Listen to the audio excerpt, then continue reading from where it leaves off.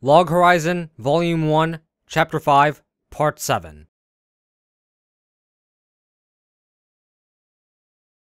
Akatsuki, who saw exactly what Serara saw, did have a fairly good idea of what had happened.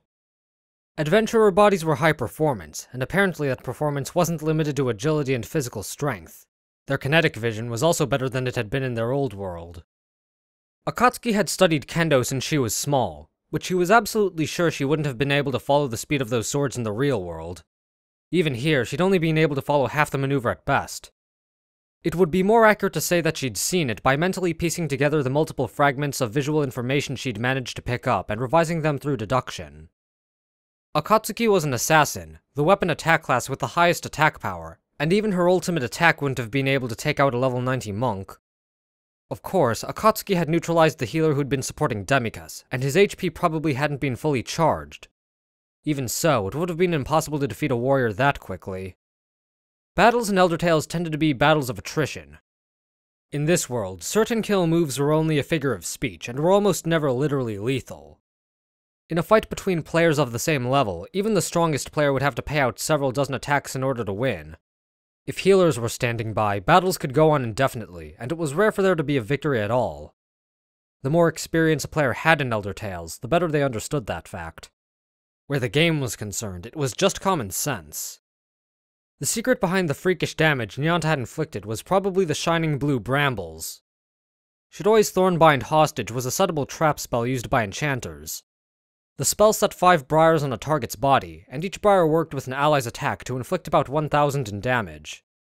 However, even if all the briars were triggered, it would only inflict 5,000 in damage. That would have been a bit more than a third of Demiquas' HP.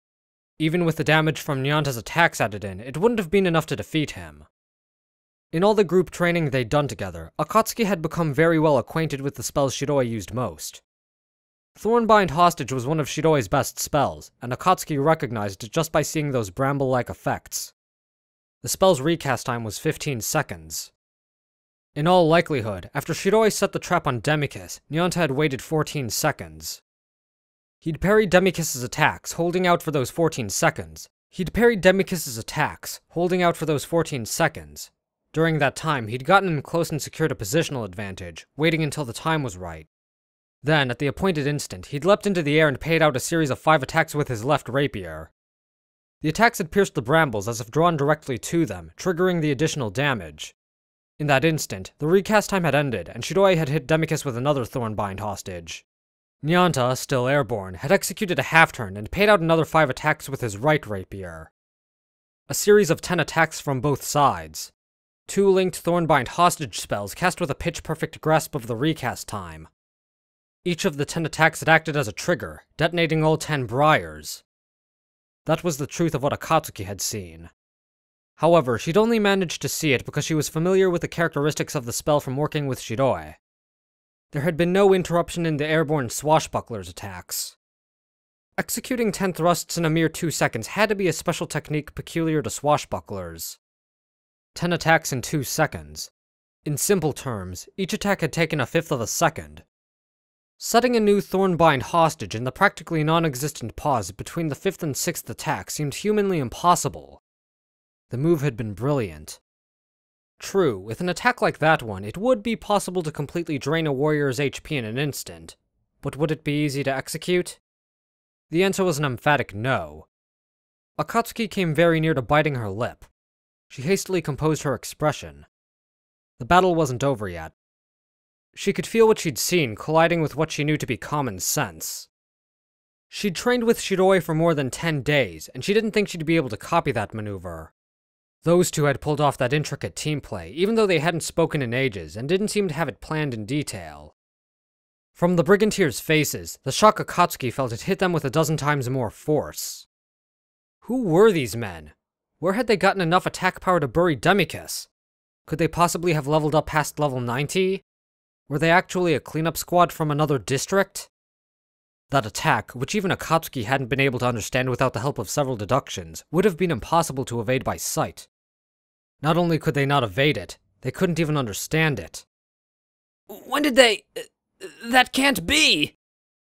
Demiquas had held his guild together with fighting ability that verged on brutality. And although the two hadn't gotten along, Rondarg had supported the Brigadiers with his resourcefulness. With both their leaders gone, even though the bandits still had most of their strength left, their will to fight had been completely broken. We came in through the depths of Palm. Shiroe stepped toward Rondarg, approaching Akatsuki and the captive magic user. The distance between Susukino and Akiba isn't so great that it can't be crossed. We have the method and the map, and we've called in the information. This party is over. The facts weren't really so optimistic. Akatsuki and the others had come this far with the aid of their griffins. Not all players would be able to travel so quickly. The journey up to the Ezo Empire was still a very long and massive undertaking. However, Shiroe had probably phrased it categorically on purpose to fan a sense of defeat in the Brigadiers. Akatsuki let the short sword she held against Rondarg's neck slip a little, using the cold blade to drive home Shiroe's point. We win this battle. We'll be taking your other leader's head with us. Shiroe quickly took a dagger from his inner pocket and used it to sever Demiquas' head. Akatsuki saw Shiroe's expression cloud slightly at the wet sound of splitting flesh that the dagger made as he brought it down. Well, of course. Even if it wouldn't actually kill the player, beheading someone wasn't something any of them wanted to do. However, Shiroe managed to keep his tone callous. There was no telling how much meaning there was in taking someone's head in a world where death didn't exist, but Akatsuki thought it was a price the men should pay. They'd bet themselves in this fight, and they'd lost. Faced with Shiroe's cold attitude and piercing stare, the Brigadiers edged back. The frozen silence was broken by a griffin's sharp cry. 3 griffins appeared from the western sky, flying in a V formation, and landed rather roughly in front of Shiroe's group. Serara, over here. Nyanta had sheathed his rapiers, and holding out a hand to Serara, he pulled her in, picked her up bodily, and leapt onto the nearest griffin. Naotsugu, who'd mounted his griffin even more quickly, took a step forward as if to shield Akatsuki.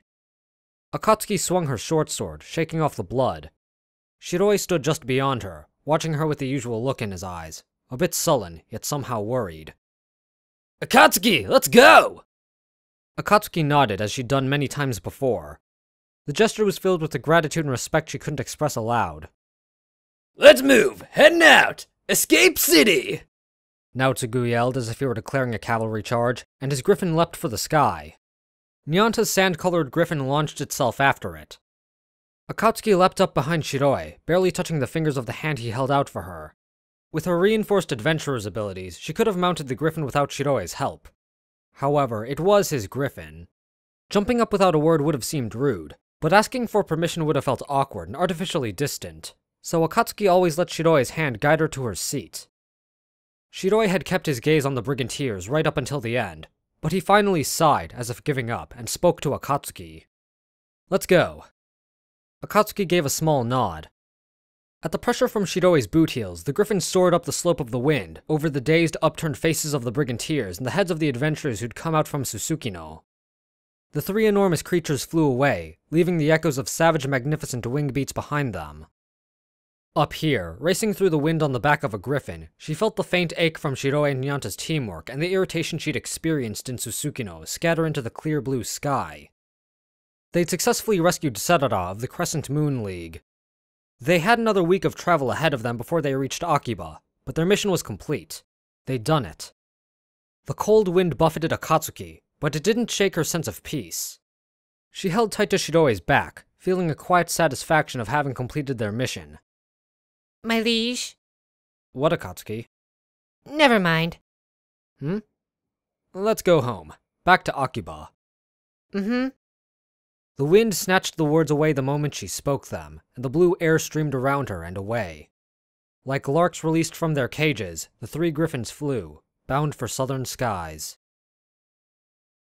Log Horizon, Volume 1, The Beginning of Another World. The End.